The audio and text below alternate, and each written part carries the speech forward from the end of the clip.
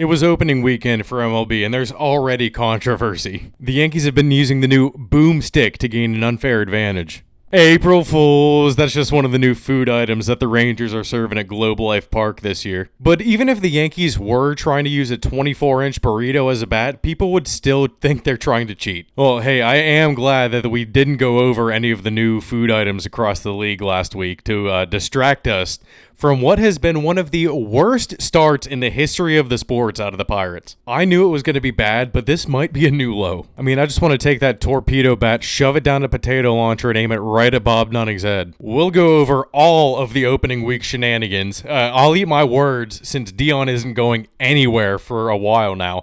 Arms magically grow at pro days. And wait, March Madness is still happening? March boring! This is number 147 of HN'P, is that right? Oh, and hey, hello, Ian. It's the third birthday of the podcast. I almost forgot my own birthday. Yes, the day after April Fool's Day 2022 is when episode number 1 went up on YouTube. It's still not on Spotify, but happy anniversary to Hoagies and Pierogis, 3 years old. Wow. Thank you to the few of you that are listening. Please leave a like, comment, and subscribe to the YouTube channel. Hoagies and Pierogis is available on Spotify, Apple, or wherever you listen to podcasts, and make sure to follow us on Instagram and TikTok for clips throughout the week.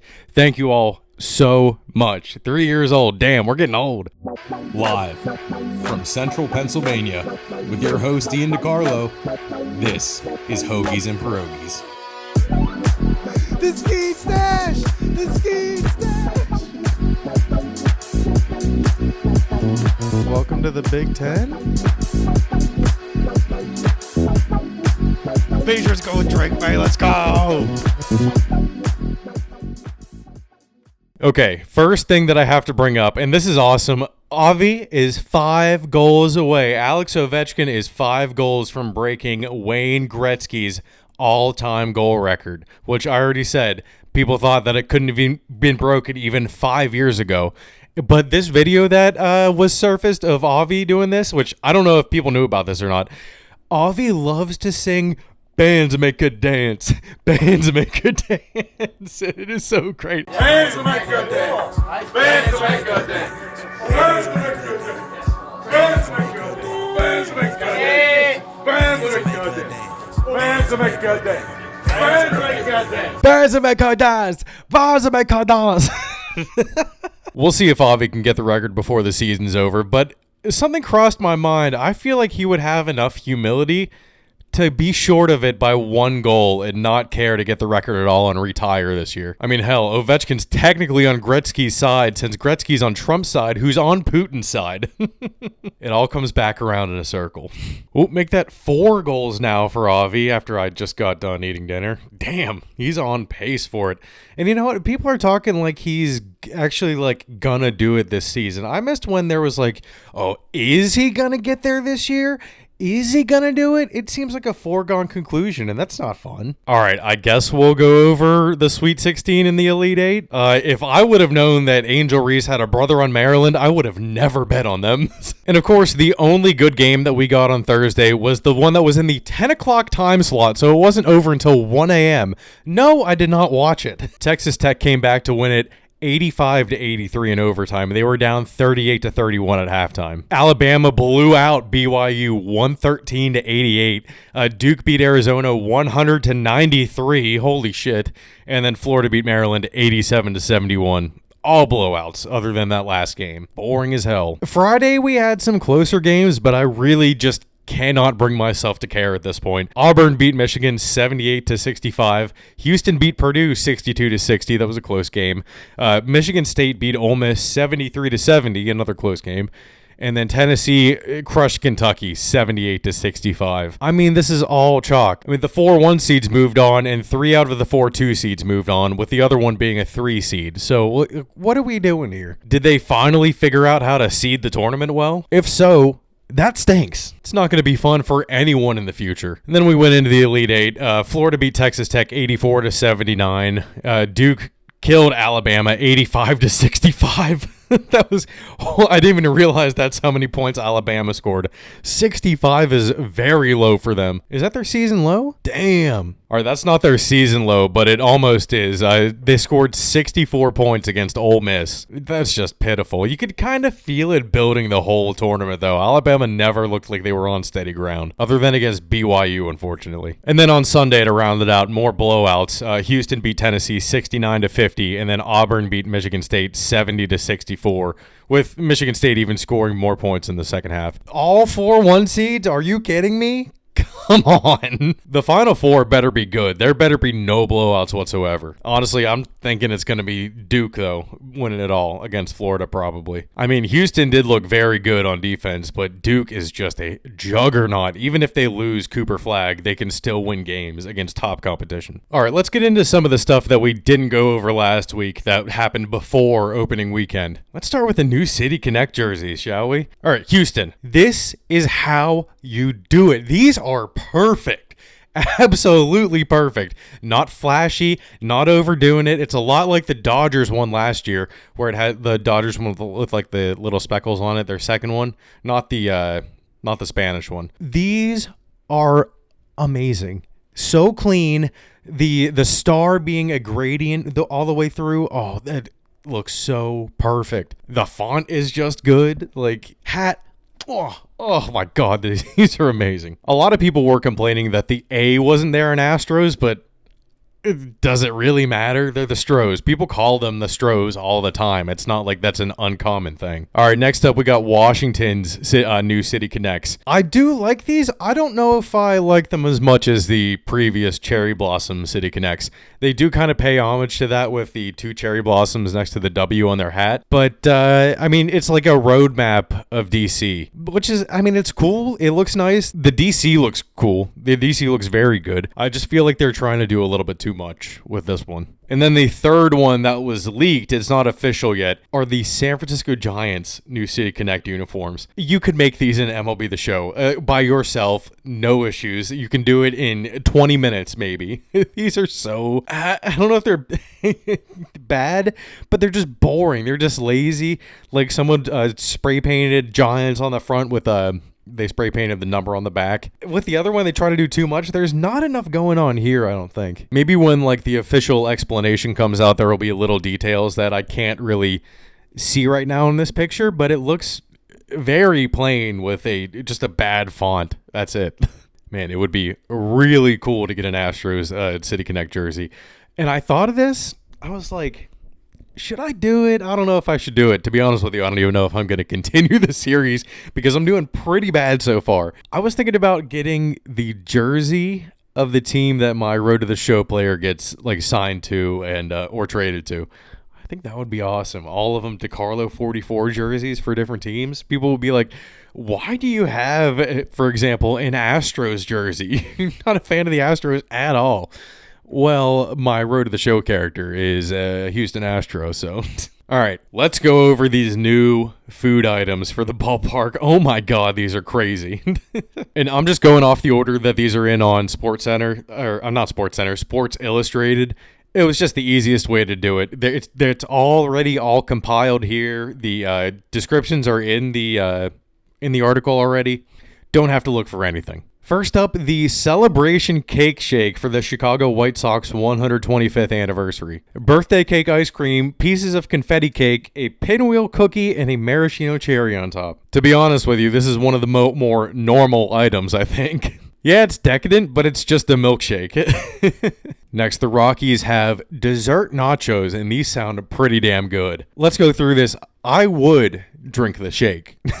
Let's do a yes or no for every food item. So these dessert nachos, deep fried flour tortillas, tossed in cinnamon sugar and topped with powdered sugar and caramel and served with fresh berries and a side of whipped cream. I could easily see myself downing a tin of these bad boys. Oh, they look so good. They remind me a lot of the chips that they had at Wings Olay in Morgantown, West Virginia. I know none of you are going to get that reference, but it is very specific, but that's what they used to do. They used to fry the flour tortilla and put powdered sugar all over them with some cinnamon, I think. Yes, I would eat. All right, next up for the Astros, this is their take on the Renegade dog. A foot-long Angus beef hot dog topped with chopped brisket, mac and cheese, barbecue sauce, and crispy dill pickles. 100% I would eat this. There's no doubt in my mind. Yes. That sounds so good. Every single thing on there. All right, the Royals got a couple here. First off is the blue velvet whoopie pie, which is just a blue velvet cake and just a regular whoopie pie. Nothing special about that, really, other than it's very blue, like cancerously blue. And then this is where we start getting a little bit weird. Next up, the Royals. This is still in Kansas City. Of course it is. Kansas City's new motto should be die of a heart attack in a Best Western. The Slugger dog is made of chorizo and manchego cheese, then is dipped in tempura batter and a Cool Ranch Dorito crust, and then dribbled with avocado aioli. This one's a lot. I don't know if I would eat this whole thing because I'm a little bit lactose intolerant, so that would be running through me before the game was over. Would I try it? Yes. Would I buy it? We're going to go with no on this one. Probably thought I was a fat fuck and was going to say yes to all of them. Okay, the Yankees have a tiramisu helmet, which is just tiramisu in a helmet. You know what? With this one, I'm also going to go with a no. I think that's a little bit too much tiramisu. I don't even know if I like tiramisu that much. Tiramisu, not tiramisu. Tiramisu. All right, a lot of sweet things on this list so far. The Phillies have the s'mores quesadilla. Might be making a trip out to Citizens Bank Park. So this one's got Nutella, mini marshmallows, and graham cracker crumble inside with chocolate dipping sauce drizzled on top. This sounds like a lot. I probably would get it though. Yes. All right, on to the Pirates. In this year, I didn't get a Renegade dog last year, but I might have to make it out for this one if I can. All right, we got the Polish cannonballs. How much more perfect can it get? Egg noodles, kielbasa, and cabbage with bacon and cheddar cheese all deep fried into a little ball of goodness. Oh, yeah. Oh, yeah, I know they already said it on the casuals, but your farts would be smelling bad for at least a week after this. I might eat like one or one and a half and be like, here, whoever else is with me, have the rest of them. But this one, still in Pittsburgh, chipped ham and panadas, and a lot of you do not know the goodness of barbecue chipped ham. Oh, so good. A dough pocket filled with barbecue chipped ham, cheddar cheese, and pickles.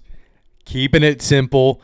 Barbecue ham is more like so it's more ketchup-y than, say, a pulled pork kind of sauce, but it is just like chipped deli ham in this sauce, and it is so good. Oh my god. I would absolutely love that. You 100% yes. All right, on to the Giants, and this should honestly be a Dodgers thing with how many Japanese players they have on the team right now, but they're serving miso ramen and shoyu ramen in San Francisco. That's pretty awesome. It just looks like classic ramen: egg noodles, seared tofu, marinated bamboo, roasted corn, carrot, scallion, wood ear mushroom, and bean sprouts in a miso broth for the miso ramen. And then the shoyu ramen's egg noodle, roasted pork, bamboo, bean sprouts, scallion, wood ear mushroom, and soy sauce tear. Whatever that is. That might not be what I would want to eat on a hot summer day sitting in the sun. I'm going to say no. Even though I love ramen, I would not want to get this at the ballpark. Oh, and in San Francisco and Pittsburgh, you can get a 98-ounce popcorn bat. I would not get that, but it's cool. All right, I think these might be the most normal ballpark food in general. The Ichi wings in Seattle. It's just wings in a sesame glaze that was specifically made for Ichiro. That sounds pretty damn good. I do enjoy wings at a baseball game. You can never go wrong with some Quaker Steak and Lube if you're in Pittsburgh. That's a yes. All right, this is my personal favorite just because of the name. And this is also in Seattle. Lil Dumpers. So they got Big Dumper at catcher, and now they got Lil Dumpers in the stands. Let's go. They are pork soup dumplings, and I love a good soup dumpling. This is a little bit different than the ramen, so this one is a big yes from me. I could go for some soup dumplings right now. Oh my god, that sounds good. Last up from Seattle, they're going a little bit wild up there.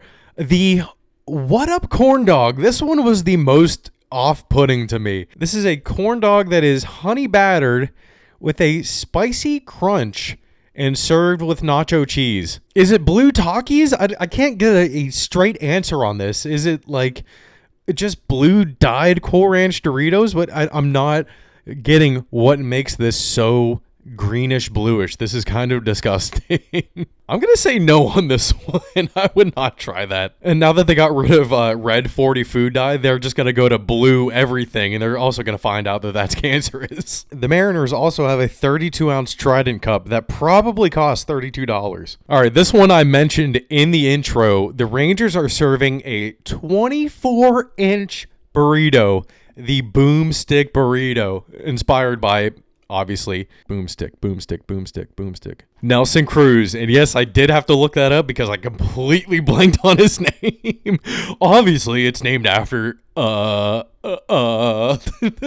So this one is a classic burrito: rice, beans, taco meat, nacho cheese, pico de gallo, lettuce, and sour cream. All right, and then last up, the Blue Jays have cotton candy fries. They just straight up put cotton candy on top of French fries and have some sort of sauce on it that looks like toaster strudel icing drizzled on top. I'm not sure what that is. Again, a lot of blue things that do not look that great for you. Not even Sports Illustrated knows what the sauce is. So just going to have to try that out for yourself, I guess, at your own risk. All right. And the last thing before opening day, we had this Heroes of the Game anime video come out. And it was hyped. When Paul Skeens' fastball turned into a dragon, I got chills.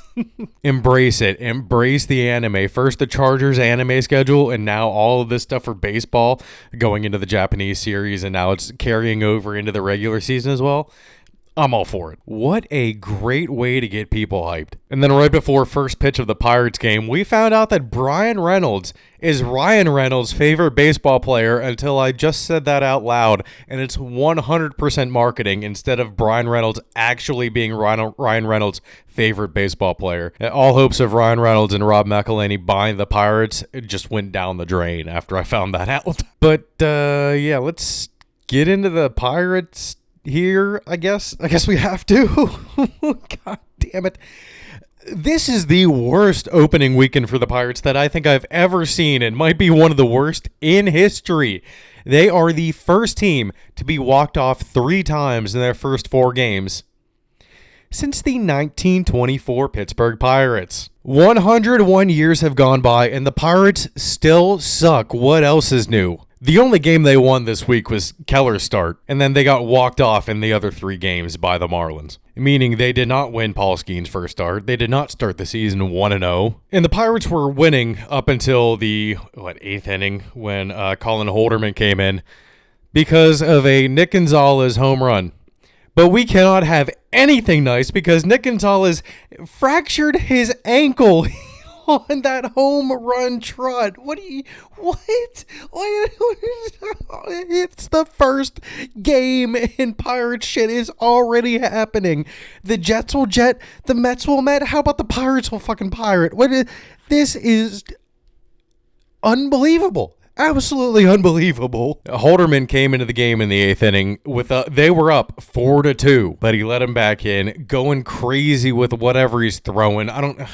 But in this first game, it seemed like the Pirates could not throw anything and get the Marlins to swing at it. They were fouling balls off constantly. Skeens had 14 hitters in a 2-strike count and only struck out 7 of them. They were being a pain in the ass the whole game. So after Holderman left, it was then 4-4, and then David Bednar picked up right where he left off. What do you know? Came in, threw some meatballs right down the middle, didn't throw a single splitter.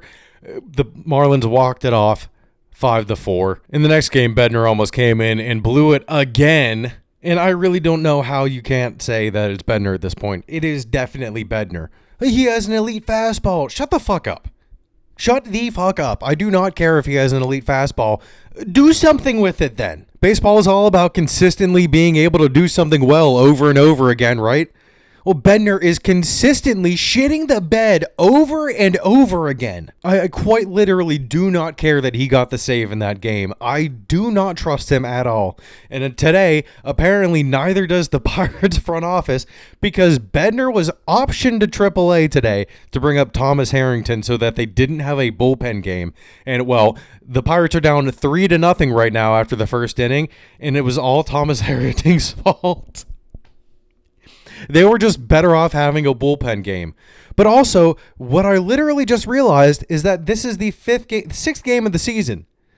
This should be Paul Skeen's day. Skeen should be starting every fifth game, 0 questions asked. They were seriously about to have a bullpen game today with only 2 relievers available. What in the world is wrong with them? I'm just so confused right now. I'm going to put $50 on everyone that plays the Pirates every single game this season and see how far out on top I come ahead, because I know I will win money if I do that. I mean, the Pirates are literally getting ripped apart by a man whose last name is Mangum. That just sounds like a different term for ball sack. Why? Why in the world is Skeens not making his start today? There's another game in Tampa Bay tomorrow. It's not like he would have made the home opener anyway. He's going to pitch tomorrow in Tampa Bay. I am just absolutely baffled. More so than Brewers fans right now. They're like, oh, well, let's blame it on the Yankees bats. They go and face the Royals. They lose 11-1. Well, what do you blame it on now? Yeah, so I didn't think that there was going to be any story behind this other than that Nestor Cortes sucks, because 4 pitches in a row, if you want to count that last pitch he gave up in Game 1 of the World Series, were all home runs. 4 straight home runs on 4 straight pitches. Let up home run on the first 3 pitches to start the game. And that is terrible. How did the Yankees get Devin Williams basically just for him? But this 20-9 win, yes, 20-9, comes with some bat controversy. The Yankees as a team made new bats where they moved the wood to the around the label area so that the harder part of the bat is hitting the ball. I mean, it's not like only the Yankees are using them. The Twins, Ryan Jeffers, used the same torpedo style bat the next day and went 0 for 4. So this is all being blown out of proportion, I think. I mean, if people really think that this is a problem, then give everyone one of these bats and see what happens. If there's a significant surge in offense, which would have to be measured with well over a season's worth of games, then ban them. In that case, it would almost be like when everyone started wearing the laser in like Blue 70 full body suits and swimming that were basically made out of rubber back in 2008, when a whole bunch of world records were broken solely because the rubber kept you more buoyant. It was only because of the suit that people were faster. Now, are people only hitting these home runs because of the shape of the bat? I don't think so. People have been using custom bats for forever now. More recently, like the axe style handle to swing it more like an axe. And then like Jeff McNeil doesn't have a knob on the end of his bat. There are different weights. There are different lengths to the bats. It's really all just dependent on what you prefer. Now, you can give everyone new bats, but you couldn't really give everyone steroids back in the day. I mean, if the players are willing to try it out, why not do it? I mean, it looks like a bowling pin, but if you widen it a little bit more, I just want to shove that thing down a tube and launch it at some insurgents. So, torpedo bat. I mean, Jazz was on Twitter defending his use of it, but honestly, the coolest thing about Jazz in this game was that he was wearing One Piece inspired batting gear from like Luffy's Wano outfit. It looked pretty cool. More stuff from around the league. Scherzer lasted 3 innings in his debut and left with left lat discomfort. But he somehow ended up on the 15-day IL with right thumb inflammation. It doesn't make any sense. Damn, I was being generous when I said like 5 innings pitched per start. Holy shit. 3 innings and he's already on the IL. Wow. Someone else who is doing very bad to start out the season after saying, no, is Rafael Devers. 0 for 19 with 15 Ks to start out the season. That is horrible. And also, I don't know if this person is okay or not. Wilson Contreras straight up ate bat tape. No, he didn't pull a Ozzy Osbourne and eat a bat. He ate bat tape. Retired have gone down on strikeouts. What? There was a cycle hit by the opposing team in the first ever MLB game in Sacramento. And the last thing here that's completely ridiculous is Talking Baseball tweeted out a picture of a Rays fan wearing a Wander Franco jersey, and there were really people in the comments defending it. What? People still wear Ray Rice, Michael Vick, and Aroldis Chapman jerseys. Ray Rice knocked out his girlfriend in an elevator. Who knows what she was saying? He did not fuck a kid. Michael Vick was fighting dogs. That's not even humans, and also he was not fucking kids or the dogs. In Chapman, he threatened his girlfriend with a gun after hitting her in the garage. Still didn't fuck a kid. Might have fucked his mom. All of them also already served their time and have shown remorse. Franco's case is ongoing, and he got into even more trouble. We talked about that on the podcast while awaiting trial. So there's definitely a big difference in my opinion. You happy, Super Dude 76? All right, that's all I had for baseball. Nice full week. We're back into the swing of things in terms of that. I guess I'm a little less excited about baseball than I was last week, considering how things have gone for the Pirates so far, and they're about to lose again tonight and be 1-6 to start the season, or 1-5 to start the season. Sorry, it's not 1-6, but they could probably get there if they lose tomorrow. Oh, it's so horrible. All right, let's move on to some college football. Well, I guess Deion is not going anywhere. Definitely eat my words on that one. Colorado signed him to a 5-year, $54 million extension. You know what? Good for Deion. Prime time. Looking for dogs. I'm looking for dogs, Scott. All right. I didn't have anything else on college here. All right, on to the NFL. And I know that this was kind of a little aside since it happened like right when I was done recording and right after I was done with all that, putting it all away and everything. So a little more on the Diggs signing. Apparently there's like a quote-unquote opt-out. Now, there's no actual opt-outs in NFL contracts. After 1 year, so that really doesn't make me feel that much better. He's still guaranteed $26 million. Now, that isn't all one lump sum.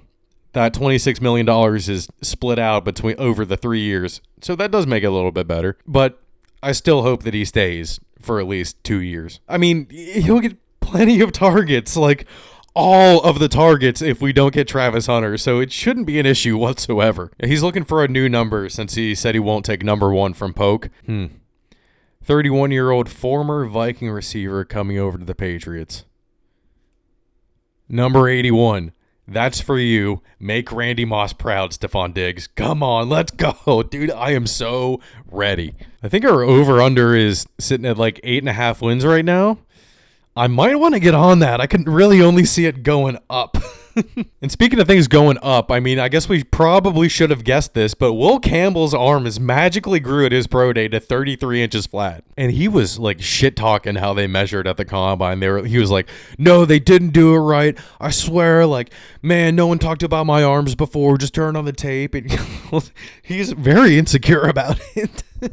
But Vrabel went to Ohio State's pro day instead of LSU's pro day, which was on the same day. So could that be a sign they're not interested in Campbell at all, even if he's there at number 4?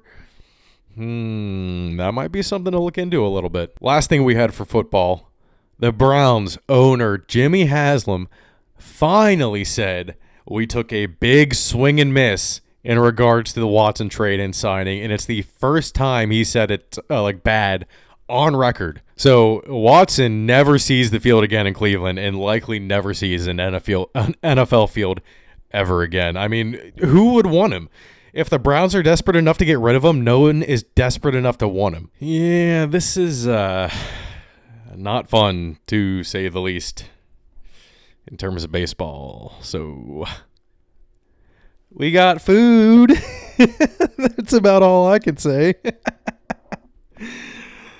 All right, everybody. Man, baseball is just not going to be good whatsoever. We might be talking more about like the Orioles or someone. I don't know.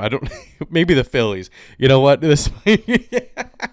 We might just hop on the Hoagie train and get off the Pierogis train for baseball. So I don't know. I really don't know what to say. Like I said, I'm just so confused and baffled at these decisions that, I mean, anyone could have fixed the problems that the Pirates are having, but I just don't know. I really don't know. Alrighty, everybody. Make sure to leave a comment, a like, and subscribe to our YouTube channel. Hoagies and Pierogis is available on Spotify. I actually don't know if we're available on Apple right now. I'm going to have to check. RSS feed is having a little bit of an issue pushing it to Apple, I think.